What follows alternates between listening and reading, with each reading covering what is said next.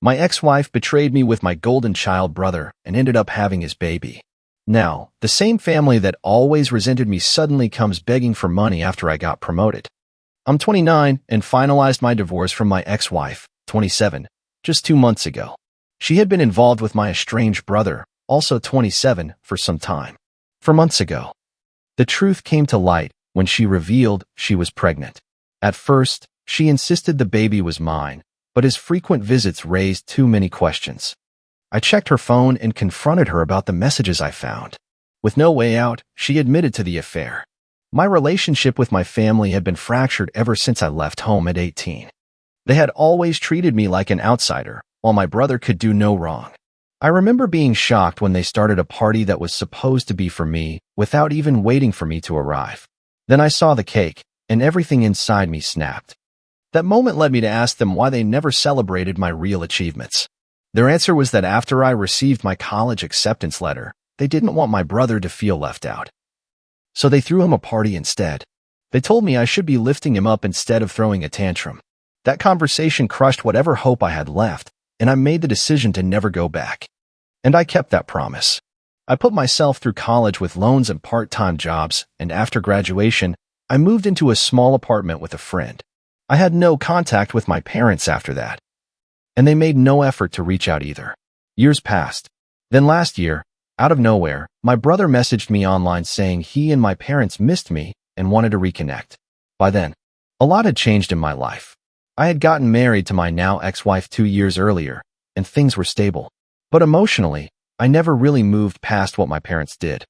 So I agreed to meet them. It was awkward at first, but they seemed to be trying to make amends, and I felt I owed them at least an attempt. I invited them to my home.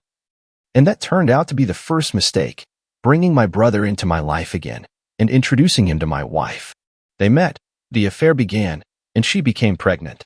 When I first learned she was expecting, I was thrilled, thinking the child was mine. But as time passed, my brother's presence became unsettling. He started visiting more frequently and would often touch her belly and talk to the baby. My ex brushed it off, telling me it was harmless. But something inside me refused to believe it was that simple. 6 months into the pregnancy, I went through her phone while she was asleep, and everything I feared was confirmed. The messages between my ex and my brother made it painfully clear that the baby was his, and they had been together for quite some time. What hurt even more was realizing that she never intended to tell me the truth. They had planned to reveal the affair after the baby was born. She would divorce me, get together with my brother, and they would live comfortably off the child support I'd be forced to pay. The next morning, I confronted her about the messages. She denied it at first, but eventually admitted everything. That marked the end of our 2-year marriage. Unsurprisingly, my parents sided with my brother and my ex. All their talk about us being equally important to them meant nothing. When my ex and my brother announced the divorce and their engagement on social media, my entire family supported their decision. No one cared about the damage they had done to me or the trust they had shattered. My ex had lied to me for 6 months, letting me believe that the baby was mine. It felt like I had lost both my wife and a child that never belonged to me. My parents told me it was all for the best and, once again, refused to acknowledge that my brother had betrayed me. Instead, they said I should be happy that my ex and brother had found happiness and that I should join them in celebrating. I cut them off again. And that decision came back to haunt me during the divorce. My ex walked away with a huge settlement and my car, all because my family took her side and supported her relationship with my brother. She and her lawyer spun a narrative about me being controlling and toxic, claiming I forced her to quit her job, even though it had been her own choice. My family backed that story by accusing me of being misogynistic and temperamental, saying that was why they had distanced themselves from me in the first place. With all the false evidence against me, I lost a significant amount of money in the divorce, but at least I was able to keep the house. When the divorce was finalized, I felt relieved that it was finally over and I wouldn't have to deal with these awful people ever again. Fortunately, where I live, there's no mandatory waiting period for divorce. And my ex didn't contest it, so I wrapped everything up as quickly as possible. Moving on wasn't easy, but I threw myself into work, pushing myself to improve and leave this mess behind. That hard work paid off, because 2 weeks ago, I got promoted. Better position, better salary, better company car, the whole package. I couldn't have been happier. So I decided to treat myself to a solo dinner at one of my favorite restaurants. But I made the mistake of posting about it online. Within a day or two, my mother reached out and asked me to visit them. I had no idea what they could possibly want from me now.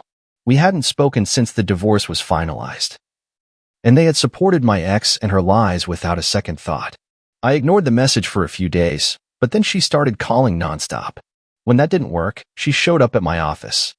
She refused to leave and even got into an argument with the receptionist, which was incredibly embarrassing. Just to get her out of there, I promised I'd visit in a few days. A couple of days later, I finally went to see them. They had used the settlement money to move into a bigger house to accommodate the baby, who had been born just a little over 3 weeks ago.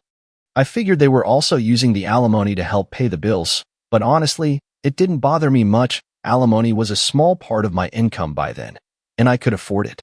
My brother wasn't home, and my ex was asleep, so it was just my parents who talked to me. I didn't bother with small talk and just waited for them to get to the point. After about 5 minutes of silence, my father finally admitted that my brother had been fired from his job and the alimony and settlement weren't enough anymore. They had seen my post about the promotion and were hoping I could help financially because they were running low on money. My parents had retired a long time ago. My brother was unemployed, and my ex obviously wasn't going back to work anytime soon. Supporting a family of 5, including a newborn, was way beyond what the alimony could cover, and I understood that. But I was stunned that they had the nerve to ask me for help after everything they'd done. I was so taken aback that I sat there in silence for several minutes. Eventually, I pulled myself together and realized I didn't owe them anything, not even a response. I stood up and walked out without saying a word. When I reached the door and opened it, I found my brother standing outside. My parents were trying to stop me, telling me to stay and listen. My brother looked surprised to see me. Still, I said nothing and kept walking. It was pouring rain, and the walk to my car across their lawn was short, but enough to get me completely drenched. I was already in a terrible mood. This is where I might have been the jerk. My parents and brother followed me outside. While I was fumbling for my keys in my pocket, they made one last attempt to ask for help. This time, it was my brother who spoke up. He's always been arrogant and smug, a product of how our parents raised us. So it was strange to see him asking for help. It must have taken a lot for him to lower himself like that. So I knew things must be genuinely bad. But I lost my temper. I told them to leave me alone, that if they were so desperate for money, they should try begging on the street, because a stranger would be more likely to help them than I ever would. After that, I got into my car and drove off, leaving them standing in the rain. I'm not going to lie, walking away from my family like that felt incredibly satisfying. They had done nothing but mistreat me my entire life. It's been 2 days since it happened, and now I'm not so sure if I did the right thing. My mother has been texting me nonstop, and honestly, the guilt is starting to creep in. I know I have more than enough. Sending them some money wouldn't even make a dent in my finances. But after everything they've done, it feels like I'm just being used, plain and simple. So maybe I am the bad guy for not helping out my own family financially, even though they sided with my ex during the divorce. Update 1. I decided not to help them. It was a big step for me, especially because the guilt was eating at me. The idea of abandoning my own family was rough. But then it hit me, hadn't they been doing that to me for as long as I could remember? Even during the divorce, they were the ones who threw me under the bus. So why should I feel bad about doing the same now? I texted my mother and told her to stop bothering me or I'd be forced to involve my lawyers, and that wouldn't end well for them. Naturally, that set them off, and a few days later, my brother showed up at my house to talk. He started by saying that he felt sorry for how I was treated growing up, but then added that it wasn't really anyone's fault because he was just inherently better than me, and that's why he was treated better. He told me to stop being so weird about how our parents treated us, said they did what any normal parent would have done, and that I should just help them out instead of holding a grudge like a child. I laughed in his face. The way he spoke was absolutely deranged. I told him that instead of standing there trying to guilt-trip me, accusing me of being jealous that not only our parents but even my ex-wife preferred him over me. He said I was just being petty and taking revenge by refusing to give them money. I didn't even argue. I just told him he was right, that this was all revenge, and there wasn't much he could do about it. That sent him over the edge. He got furious and told me that he was going to come after me, force me to cough up the money somehow. and that I'd regret ever speaking to him like that. Honestly, I'm not taking any of that seriously. He can try to scare me all he wants, but it's not going to work, because I know he's not capable of doing anything to me. I'm completely unbothered. Update 2. 3 days ago, my brother came by again and tried to convince me to help them out, but just like before, it didn't work. My parents had already tried and failed. So now they sent in the last person they thought could change my mind, my ex. I was hesitant to answer her call, but I figured if I didn't pick up, they'd just end up showing up at my place again and wasting more of my time. So I answered, and honestly, it's wild how entitled and manipulative these people can be. She started off really polite, saying that, as I already knew, things were financially tough on their end. She admitted that I had no obligation to help after everything they did, but still asked me to consider being the bigger person. She tried to pull the sympathy card by reminding me that my parents paid for everything when I was growing up, and that she had tried to be a good wife, right? Except for the part where my parents never actually cared about me and always favored my brother, and the part where she cheated on me with that same brother I used to vent to her about. So no, her speech didn't work. I told her that while I felt bad about their situation, I was already paying more than I should be. I reminded her that she technically didn't even deserve the alimony, considering she cheated on me, but she still got it because my family had no problem lying and throwing me under the bus to make me look like the villain. She started crying on the phone and called me selfish and heartless, which was honestly rich coming from her, when I still didn't budge. She said my brother was right and that I'd left her no choice but to get the law involved. She said she was going to demand more alimony and drag me back to court to humiliate me again. Honestly, I'd love to see them try. The first time around, I was too emotionally wrecked to even defend myself. I didn't fight back or try to disprove their lies. I just gave up and agreed to the alimony without question. But I was never controlling, abusive, or anything they accused me of. She had no reason to cheat, and she didn't deserve a single cent out of that divorce. But whatever, I didn't care back then. I just wanted the divorce to be over with, no matter how much it cost me. This time, though, things are different. I'm ready to fight, and I'm going to make sure my family learns the lesson of a lifetime. Update 3. In a surprising twist, my ex actually followed through on her threat and filed for a higher alimony, citing my recent promotion as the reason. But unlike last time, I wasn't about to just let it slide. I looped in all our mutual friends and told them exactly what was going on. Most of them had no idea why we even separated in the first place, so I filled them in. I gave them the full story. No filters. Unsurprisingly, they were shocked. I told them I might need their help, and they didn't hesitate to say yes. They agreed to testify if needed. I also told my lawyer I wanted the alimony stopped entirely. She didn't deserve a dime, not after what she did. Over the past few days, I dug up everything I could that proved how toxic my parents and brother were, how they never treated me as an equal, and how they were suddenly crawling back just because they heard about my promotion. I'd finally had enough. I wasn't about to let these parasites keep leeching off me. Their feelings? Not my problem anymore. I even reached out to a few cousins, people I wasn't especially close to but who had seen firsthand how I'd always been treated like an outsider in my own home. They were more than willing to speak on my behalf. My lawyer was actually impressed with what we pulled together and told me this case might be airtight. There was a real chance we could shut down the alimony for good. Everyone already knew she cheated. But this time, we were going to prove that all the claims she made about me, everything that painted me as the villain while casting my brother as her rescuer, was a complete lie. I didn't fight back last time.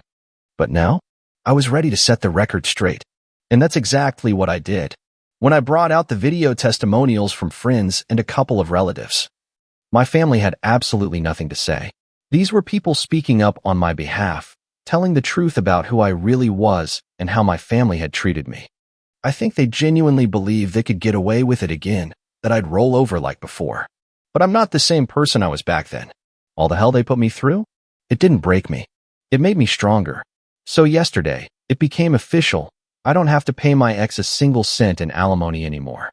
And honestly, I felt like the happiest man alive. The moment it hit me that it was really over, I could almost feel years of stress lift off my shoulders. Watching the smug looks melt off my family's faces? Priceless. My ex looked like she was about to burst into tears on the spot. But I didn't care. Not anymore. I was done with all of it. Her, the drama, the guilt tripping. I plan to go home, order some amazing takeout, and finally enjoy a quiet night with a good movie. Of course, that was too much to ask. I was just a few yards away from my house when I noticed my brother's car parked outside. I was confused. Why the hell would he be here? I walked up and, sure enough, there they were. My whole family, standing in front of my door like some kind of intervention. Blocking the entrance, arms crossed, expressions full of judgment. I didn't even bother asking questions. I kept my cool and told them straight up to get off my property unless they wanted me to call the cops. That's when my dad started in, telling me I should be ashamed of myself for what I'd done. How I had no sense of responsibility. How I'd betrayed my family when they needed me the most. I didn't say a word. I just stood there in silence, staring at them, letting him rant. I wasn't about to give them the satisfaction of watching me get angry. That was the whole point. They wanted me emotional, wanted me to break down and backtrack. But I wasn't that guy anymore. I'd grown. I'd learned. My silence clearly got under their skin. My mom started demanding that I respond, that I treat my father with respect. Still, I said nothing. The more I stayed quiet, the more frustrated they got. Then, my brother finally snapped. He lunged at me, grabbed my collar, and tried to take a swing at me, but my dad pulled him back just in time. And while he was being restrained, he screamed in my face that I was nothing more than a jealous loser who'd never amount to anything. Hilarious.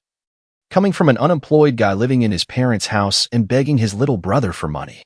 I just looked at them and told them they had 5 minutes to leave before I called the cops, and considering how broke they were, they'd better make a run for it. They left, eventually. But not before my mother tried one last time to guilt trip me into handing over some cash. It didn't work. None of it worked. I shut the door behind them and didn't look back. It's been almost a day since that happened, and they haven't reached out to me since. I'm genuinely hoping it stays that way. Now on to the next story. Story 2. I found out my wife cheated on me with my stepdaughter's father, and I divorced her immediately. I'm 33, and she's also 33. She cheated on me back in December. I walked in on them at his place because deep down, I already knew what was going on. It was the father of her daughter. I'd been keeping him off our property for years and doing everything I could to manage his temper.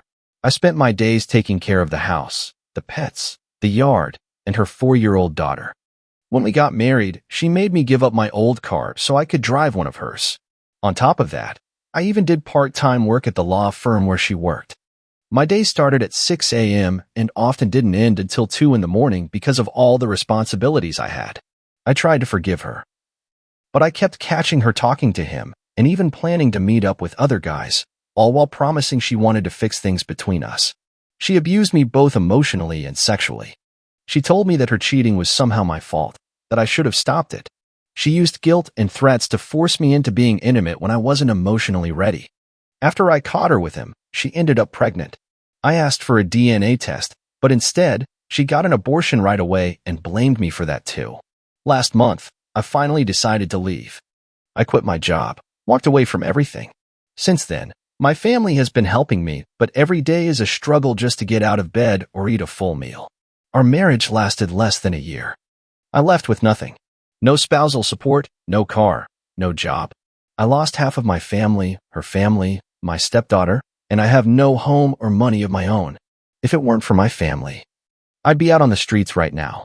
My mental health is in shambles, especially after finding out that she had been cheating even before we got married. It was all fake to her. Some twisted game. And I'm the only one paying the price. I was cheated on, manipulated, and abused, yet I'm the one who's left picking up the pieces. My lawyer, who's also a trusted family friend, says there's not much I can do legally. He's someone I fully trust, but I don't know what to do with all these emotions. I know I need to start small, get a new job, build things back up. But even stepping outside feels like climbing a mountain right now. I'm battling deep depression and crippling anxiety. Being around people exhausts me. Even spending time with my closest friends leaves me in tears when I get back home. I feel broken. Nothing seems to be getting better, and I'm lost. Update 1.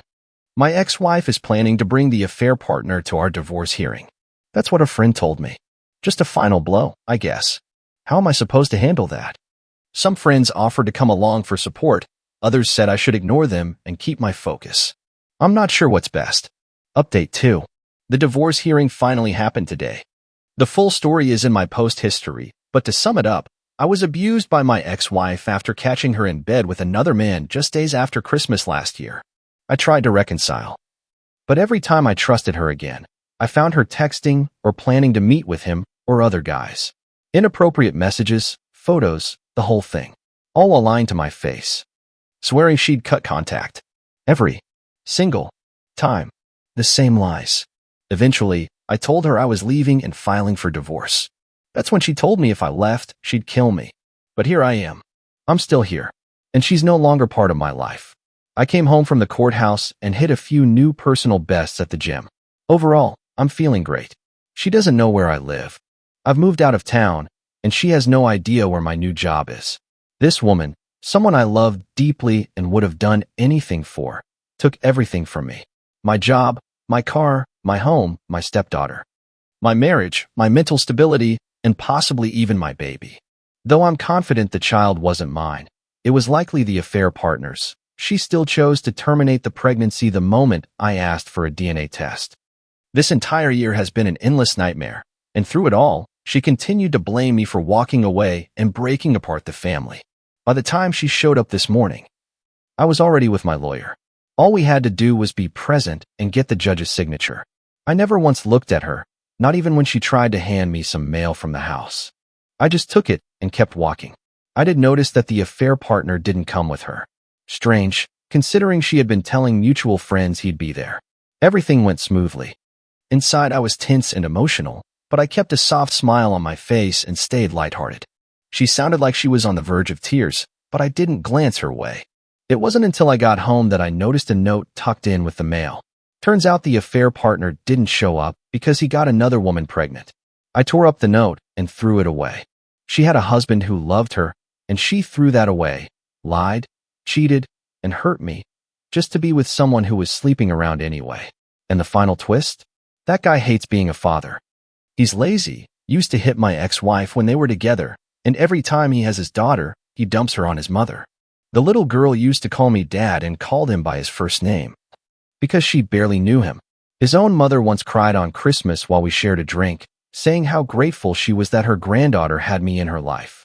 Now he's having another child, and it's only going to ruin his life more.